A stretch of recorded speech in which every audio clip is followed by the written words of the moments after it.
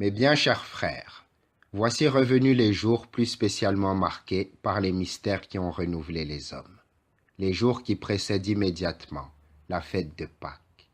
Nous sommes donc invités à nous y préparer plus activement par une religieuse purification. La solennité pascale a ceci de propre que toute l'Église s'y réjouit de la rémission des péchés. Cette rémission se réalise non seulement chez ceux qui renaissent par le baptême, mais encore chez ceux qui déjà font partie de la communauté des fils adoptés par Dieu. Le bain de la nouvelle naissance a pour effet principal de faire des hommes nouveaux. Toutefois, il incombe à tous de se renouveler quotidiennement pour combattre la routine de notre condition mortelle. Et dans les étapes de notre progrès, chacun doit toujours devenir meilleur. Tous doivent faire effort pour qu'au jour de la rédemption, personne ne demeure dans les vices de sa vie ancienne. Ce que chaque chrétien doit faire en tout temps, mes bien-aimés, doit donc être recherché maintenant avec plus d'empressement et de générosité. C'est ainsi que nous accomplirons le jeûne de 40 jours institué par les apôtres. Nous ne nous contenterons pas de réduire notre nourriture, mais nous nous abstiendrons absolument du péché.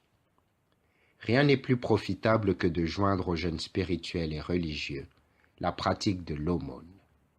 Sous le nom de miséricorde, elle englobe beaucoup d'actions de bonté qui méritent l'éloge.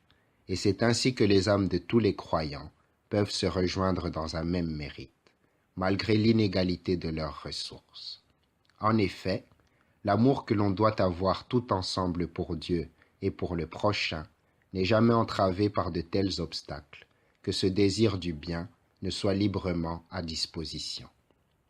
Les anges ont dit « Gloire à Dieu au plus haut des cieux, et paix sur la terre aux hommes pleins de bienveillance. » Parce que non seulement la vertu de bienveillance, mais aussi le bien de la paix rend bien heureux celui qui compatit par sa charité à toutes les misères dont souffrent les autres. Les œuvres de bonté sont extrêmement vastes, et leur diversité même permet aux vrais chrétiens de participer à la distribution des aumônes. S'ils sont riches et dans l'abondance, et même s'ils sont de fortune modeste, ou même dans la pauvreté. Et ceux qui, pour faire des largesses, sont inégaux en ressources, se ressemblent pourtant par leurs sentiments profonds. Amen.